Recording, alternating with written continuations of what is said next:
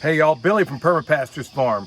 Today I'm going to show you how we feed our animals for free.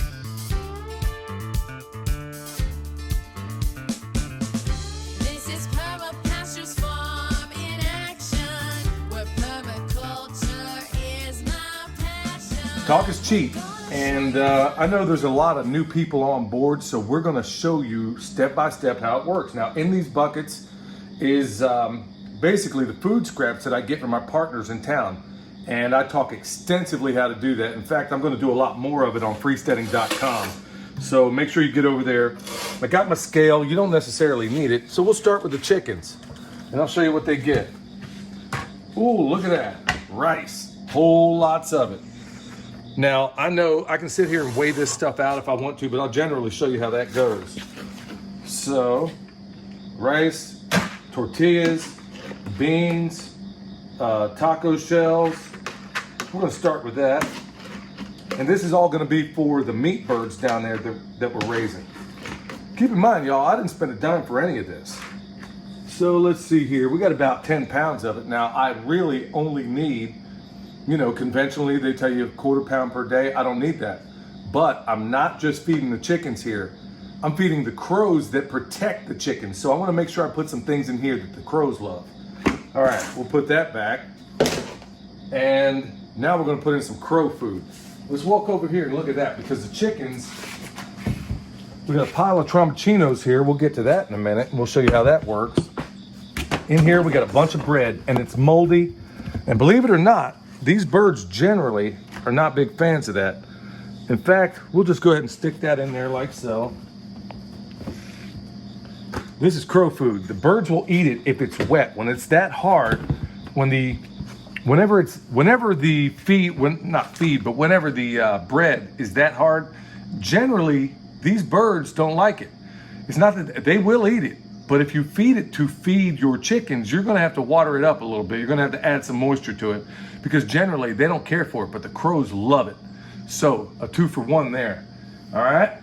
Here's another component, tromboncinos. Before I get that, let me go grab some of the additives that I put into it. All right, the only thing I'm gonna add, and I'm not even gonna tell you the name, but this is dried rosemary. I always give that to the chickens every day. We have fresh down there, but it's still emerging. We just really planted a lot of that not long ago. So the idea is to wean myself off of this and get onto the fresh stuff that we dry. So it can be in transition. Anyway, we got this put up. And let's see what we got here. We got a big old tromboncino. Remember, we grow this. Check out the independent farmstead. Let's just see if we can get some kind of weight on this thing, and it's gonna be tough to weigh. Well, let me do this. Basically about 12 pounds. 12 pounds, okay? So, we'll go add this to the bucket. All right, let me show you how this goes. This is a tromboncino, and we've got them coming out the wazoo.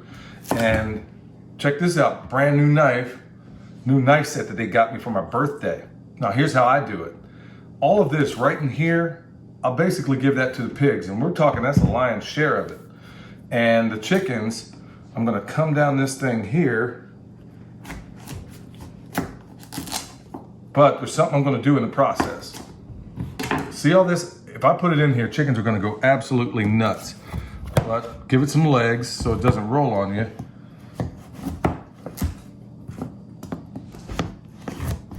Okay, now everybody's gonna get something out of this. Everything in here, all the seeds and stuff I can use, I'm gonna keep those. And like I said, this all started with about 5 seeds Michelle got from Beth Doherty. I don't have to get them all, but just generally, that's what's gonna happen, okay? So we'll take those, put them in our chicken bucket. They'll get this part. We're gonna keep all the seeds, and I mean, by the end of this season, y'all, we're gonna have so many seeds it'll make your head spin. And for the pigs, you don't have to be nearly, really, if you leave this hole like this for your chickens, in fact, this stemmy part, I know the pigs aren't gonna eat that. So that part, I'm gonna make sure goes to the compost pile and down to the chickens. So we'll just go ahead and chop that up, put it in my bucket over there. Now there's way more food in that bucket than they're gonna eat, but it's all carbohydrates for the most part.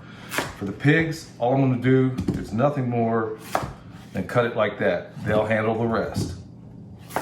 One of the number one questions we get around here is, how do you feed them?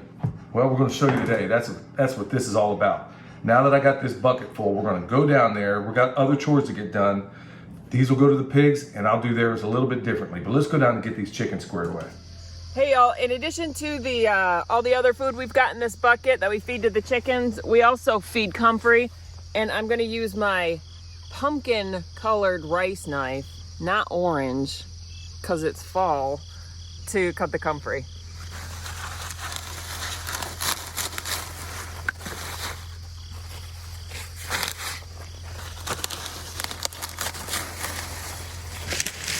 And also, while we're here, Billy had said earlier that he puts rosemary in with the dried rosemary in for medicinal purposes. And if you look, we've got a rosemary plant, and the goal is eventually to use, we've got rosemary planted around every tree.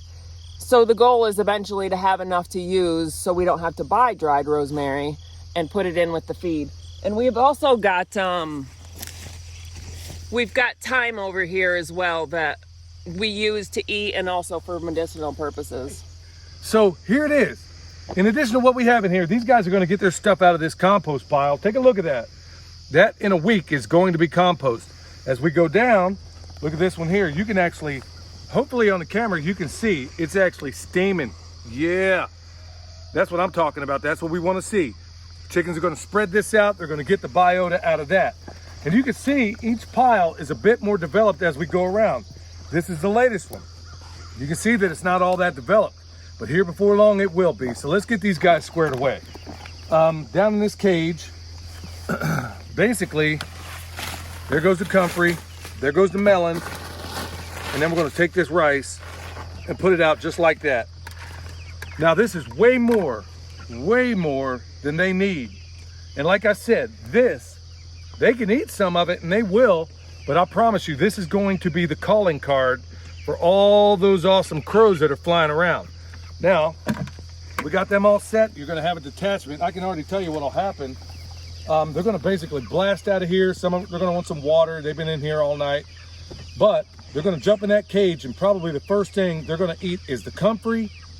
They're gonna eat some of the rice. They're gonna touch the bread a little bit, and then you're gonna see some, as soon as they're squared away, you're gonna go hit those piles. So all of it is a means in how we feed them for free, y'all.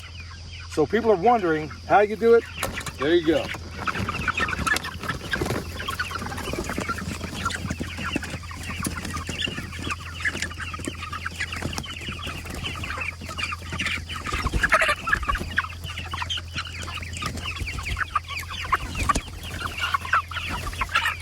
And just for GP, y'all, we'll come back later on today, and it ain't gonna be that long from now. We'll take a look at those tromboncinos, and we'll see what's left of them. All right, chickens are happy, they're off and running. Now in this bucket right here, I got the harder parts of that tromboncino. The more tender parts I usually throw to the chickens. Pigs really don't care, they got teeth. Okay, so all I'm doing right now is I'm taking more. I weighed this out on my scale here. I got about 8 pounds of that tromboncino in there that honestly was free. How cool is that? So all I'm gonna do is take out what I need of this stuff, and you can do it any way you like. Now there's tortillas, there's beans, there's rice, there's all that kind of stuff in there. And folks, if you want to know how I go about doing this, honestly, you'll see me here pretty soon at the Back to the Land Festival. You can ask me, because there's things I'm not going to say on here about how I go about getting some of this stuff. If you want to see me at the Back to the Land Festival, I'm not going to send it through email. There's certain things I only say in person, or you can catch me out there when we're doing that. We're doing the class that we're going to have at SOE on the 30th, and we're going to show you a lot. In fact, anybody that takes a class with us, I think you always get way more than what you paid for. In that class, I'm going to show you how you can source some of this stuff, like this rosemary that I currently buy. We're going to show you how you source a lot of this stuff and how you can put a lot of it right there in your swales or your food forest, which is, essentially what we have down there. That class is going to be on the 30th, September 30th, and it's going to be the guild class. And you're kind of getting a 2-for-1 on that, because you're going to see how a swale functions, and at the same time, how to plant the guild, all the things we put together so we don't use drugs on trees. Now back to the pigs. Okay, I'll go ahead and sprinkle a little bit of rosemary in there, actually quite a bit. I usually use liquid garlic, but I got some of this off the shelf granulated garlic. Got some of that in there. They don't care. This is kelp. Now, I can put it in a feeder and put it on demand out there, but I always put a little bit in there. And it's really unnecessary that we found once we started giving them tons and tons of comfrey, and we'll show you that in a minute. So this is pretty much all I got left in this bucket. Now, in addition to all this, I always put pumpkin seeds in there. Well, I didn't bring them out here, and I'm not about to stop this video. Now, the pumpkin seeds, we buy them, Michelle buys them in bulk, and they last a long time. And I put them in a, you can leave the seeds whole if you want to, but you're gonna find out that you get way more bang for the buck if you can put them in a blender. Blend them up, and then, you know, I just use my own judgment. So all this stuff is gonna fortify these pigs, keep the worms out, all that kind of thing. I just kind of mix it up here, and let's see how much free food from the Trombicino that we grew down there, which you can also put in your food forest in your guild. Let's see what we got here. Just shy of 20 pounds, all right? So that is more than enough. These guys need about, I give them about 15, because we only have 3 pigs left. We feed them about 15 pounds twice a day. Let's go over there and feed them, and we'll talk more. All right, I'd be remiss, I've neglected to say that I also put in just a little scoop of diatomaceous earth. So most of what you see in there is to inhibit any worm growth, but it also helps immeasurably when you keep them moving. So we try not to ever leave them anywhere close to more than 21 days in a single spot. Another hat tip to my man Joel Salatin on that. I want to point something else out too, and this isn't an effort to brag or anything like that, but look, we already got our pigs in the freezer. The 3 you see right here aren't even for us. They're for friends. And that's the beauty of doing a system like this, is that you can, like my man Jack Spirko says, it's pretty darn hard to be generous unless you're at a point of abundance. Well, I'm not spending anything for what you see in these buckets. I'm not spending anything. The only cost I'm out is the initial cost of these guys, okay? So right here, they're gonna get their salad course, okay? We'll go ahead and throw that to them right off. That was free because we grew it. This is all comfrey.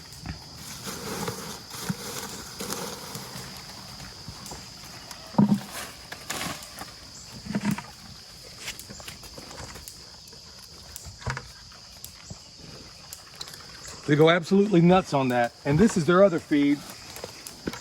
Right here, this is what I just showed you. Trombicinos, rice, beans, and all of it non-GMO. How cool is that? Here, guys. Pretty awesome, y'all, when you can sit here and raise these animals for free.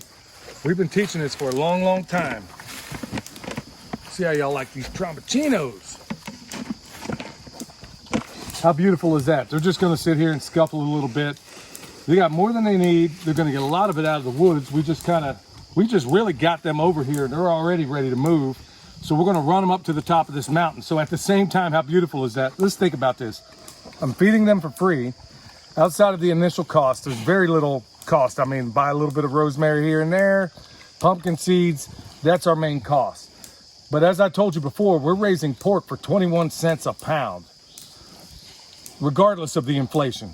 You see why everybody needs to be adopting some of these systems? And folks, I'm screaming it from the mountaintops, hoping everybody can see it, but this is how we do it. I'm not holding anything back. The only thing I'm holding back at this point are the things that I won't say in a forum or in an email or anything else. There are ways, lots of ways, and I provided them to a lot of people out there so far. So if you want to know more about that, you can find me September 30th at the class I'm going to be doing at Special Operations Equipment. And then the following day, October 1st and 2nd, is going to be the Self-Reliance Festival.